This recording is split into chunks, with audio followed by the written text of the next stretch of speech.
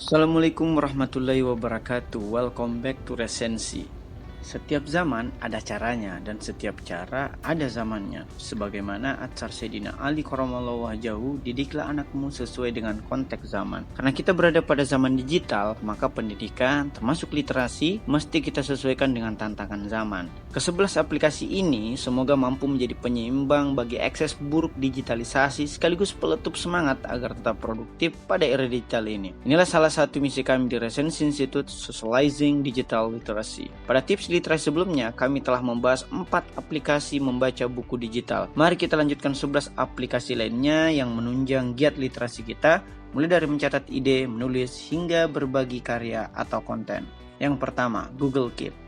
Karena membaca adalah sebab bagi akibat lahirnya ide menulis, maka diperlukan aplikasi pendukung guna mencatat ide-ide yang berseliweran saat Anda membaca. Ide yang dimaksud tentu bukanlah plagiasi buku yang Anda baca, melainkan produksi gagasan baru yang lahir di akal Anda. Sebagaimana kata Paul Freire bahwa membaca adalah produksi pengetahuan baru, bukan konsumsi pengetahuan penulis buku semata. Disinilah pentingnya Google Keep untuk Anda mencatat ide-ide baru tersebut. 2. Word Mobile. Ketika ide sudah cukup banyak tertampung pada aplikasi Google Keep dan Anda juga telah selesai melakukan mind mapping pada ide-ide tersebut, kini saatnya merangkai ide-ide ke dalam kata-kata dalam bentuk tulisan. Menulis tidak mesti harus di laptop, komputer, kertas, apalagi mesin ketik. Jangan mempersulit diri Anda. Menulis bahkan dapat semudah membalas WhatsApp grup keluarga. Menulis bahkan bisa sembari rebahan atau menunggu antrian. Kehadiran Word Mobile pada perangkat seluler Anda menjadi solusi mobilitas Anda. Apalagi konten tulisan Anda dapat terhubung ke perangkat komputer, laptop, atau gadget Anda yang lain. Menulis dapat di mana dan kapan saja. Ketiga, WordPress. Jangan dulu langsung terbitkan tulisan Anda. Lakukan pembacaan ulang untuk menyunting jika saja terdapat salah ketik, paragraf yang tidak nyambung, atau kekurangan dan sesuatu yang berlebihan. Terdapat banyak macam platform blog untuk menyebarkan tulisan Anda, namun saya memilih WordPress bukan hanya karena resensi.co.id menggunakan platform tersebut, melainkan pula kekayaan fitur dari situs blog yang satu ini. Sudah bisa diterbitkan? Jangan dulu sebelum Anda mengoreksi kesalahan ejaan atau kutipan referensi yang benar melalui aplikasi yang keempat ini, yaitu Google Chrome. Misalnya Anda ingin mendefinisikan suatu kata, banyak baiknya jika Anda merujuk kata tersebut pada Kamus Besar Bahasa Indonesia atau pendapat para pakar hingga kepada literatur perundang-undangan. Misalnya pula Anda ingin memastikan kebenaran ejaan atau kata bahasa asing, gunakanlah Google Chrome untuk mengoreksi dan antisipasi kekeliruan di atas. Googling sebelum sharing menjadi sesuatu yang perlu. Setelah sudah dilakukan evaluasi atas tulisan, barulah saatnya mempublikasikan tulisan Anda. Kelima, Anchor dan Spotify. Tapi tidak semua manusia pada era digital ini dan juga pada era-era sebelumnya tertarik pada dunia tulis menulis dan membaca.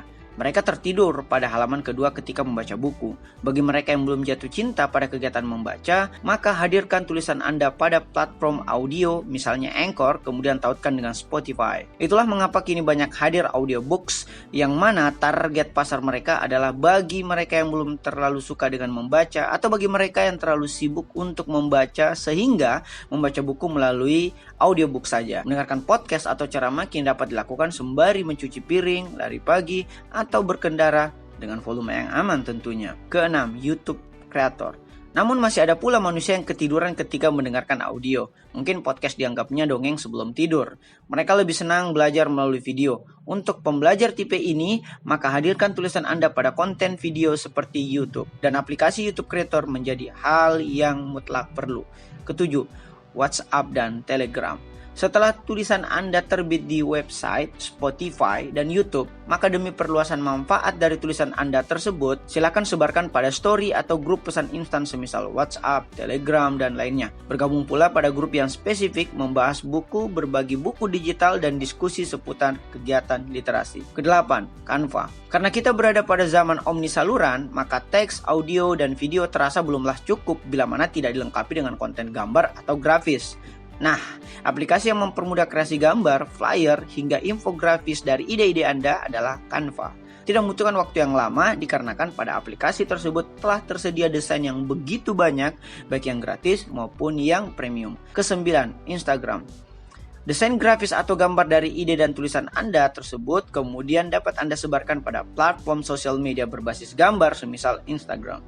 Gambar dapat menjadi solusi untuk menarik pembaca yang belum terlalu suka pada konten berbasis teks, audio, ataupun video. Seperti bunyi pepatah Cina, satu gambar mewakili 1000 kata. 10. PowerPoint. Karena feed di Instagram kita dapat mempublikasikan 10 slide pada satu sebaran, maka menyederhanakan tulisan Anda pada 10 slide PowerPoint dapat menjadi alternatif tersendiri. Apalagi seperti saudaranya Word Mobile, kini PowerPoint juga dapat digunakan melalui ponsel dengan mobilitas yang tak kalah memudahkannya. Dan apalagi kini tersedia fitur dengan desain otomatis yang membuat slide Anda lebih variatif dengan durasi pengerjaan yang lebih singkat dikarenakan otomatisasi yang menjadi fitur terbarunya. Bukan hanya untuk feed Instagram, slide juga berguna jika Anda ingin menyajikan materi pada diskusi, luring maupun daring.